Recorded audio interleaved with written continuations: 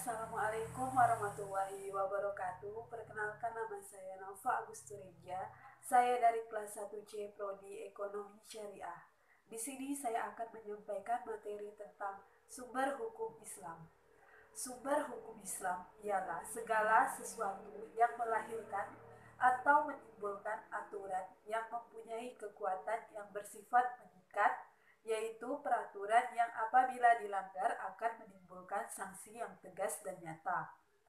Sumber hukum Islam ialah segala sesuatu yang dijadikan pedoman atau yang menjadi sumber syariat Islam, yaitu Al-Quran dan hadis Nabi Muhammad SAW. Sebagian besar pendapat ulama ilmu fikih sepakat bahwa pada prinsipnya sumber utama hukum Islam adalah Al-Quran dan hadis. Di samping itu, terdapat beberapa bidang kajian yang erat berkaitan dengan sumber hukum Islam, yaitu ijma, ijtihad, istisyab, istilah, istishud, maslahat, mursalah, qiyas, rai, dan urf. Macam-macam dalil yang disepakati. Yang pertama adalah Al-Quran. Al-Quran adalah sumber atau dasar hukum yang utama dari semua ajaran dan syariat Islam. Hal ini ditegaskan di dalam Al-Quran, yaitu 100. Sesungguhnya kami telah menurunkan kitab kepadamu dengan membawa kebenaran supaya kamu mengadili antara manusia dengan apa yang telah Allah wahyukan kepadamu. Dan janganlah kamu menjadi penantang orang yang tidak bersalah karena membela orang-orang yang khianat. Definisi tentang Al-Quran telah banyak dirumuskan oleh beberapa ulama. Akan tetapi, dari beberapa definisi tersebut terdapat 4 unsur pokok, yaitu 1. Bahwa Al-Quran itu berbentuk lafaz. Yang kedua, bahwa Al-Quran itu adalah berbahasa Arab. Yang ketiga, bahwa Al-Quran ini diturunkan kepada Nabi Muhammad SAW. Yang keempat, bahwa Al-Quran ini dinukilkan secara mutawatir. Ayat Al-Quran diturunkan kepada Nabi Muhammad SAW dengan beberapa cara dan keadaan antara lain, yaitu 1. Malaikat memasukkan wahyu ke dalam hati Nabi Muhammad SAW. 2. Malaikat menampakkan dirinya kepada Nabi Muhammad SAW berupa seorang laki-laki yang mengucapkan kata-katanya. Yang ketiga, wahyu datang seperti gemerincing lonceng. Yang keempat, malaikat menampakkan diri kepada Nabi Muhammad SAW benar-benar sebagaimana rupanya yang asli. Yang kedua adalah hadis. Hadis adalah ucapan Rasulullah SAW tentang suatu yang berkaitan dengan kehidupan manusia, atau tentang suatu hal, atau disebut pula sunnah qauliyah. Hadis merupakan bagian dari sunnah Rasulullah. Pengertian sunnah sangat luas, sebab sunnah mencakup dan meliputi 1. Semua ucapan Rasulullah SAW yang mencakup sunnah qauliyah. 2. Semua perbuatan Rasulullah SAW disebut sunnah fi'liyah.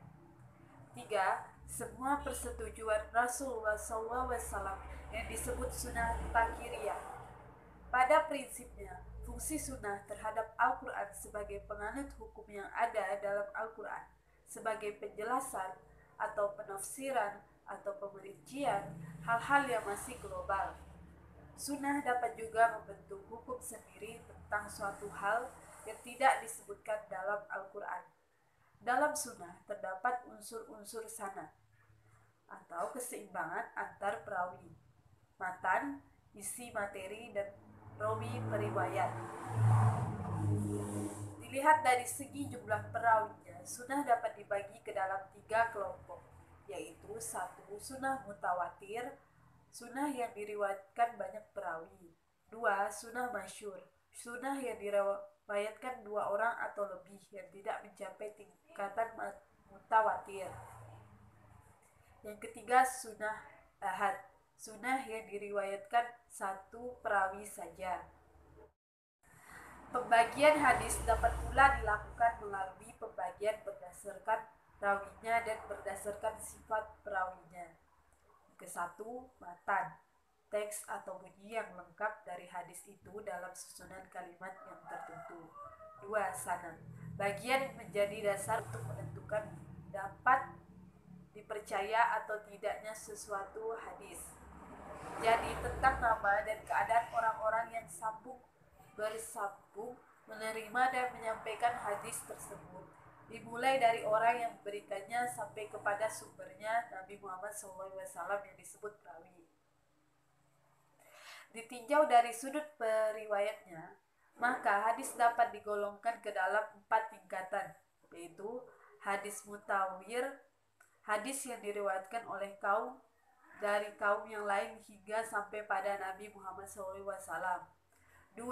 Hadis masyhur, hadis yang diriwayatkan oleh sejumlah orang, kemudian tersebar luas dari Nabi, hanya diberikan oleh seorang saja atau lebih. Yang ketiga, hadis abad, hadis yang diriwayatkan oleh 1, 2 atau lebih hingga sampai kepada Nabi Muhammad SAW.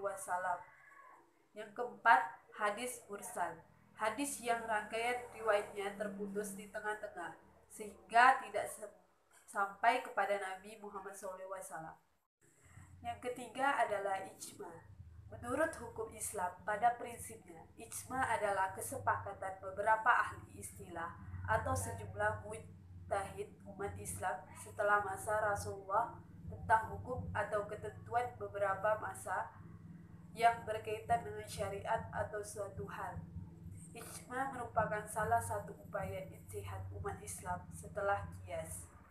Kata ijma berasal dari kata jam'i, artinya menghimpun atau mengumpulkan. Ijma mempunyai 2 makna, yaitu menyusun mengatur suatu hal yang tak teratur.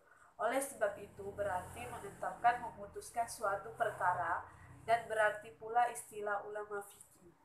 Ijma berarti kesepakatan pendapat di antara mujtahid atau persetujuan pendapat di antara ulama fikih dan abad tertentu mengenai masalah hukum. Yang keempat adalah al-qiyas. Qiyas ialah menyamakan suatu peristiwa yang tidak ada hukumannya dalam nas kepada kejadian yang lain yang hukumnya dalam nas karena adanya kesamaan dan kejadian dalam ilat hukumnya.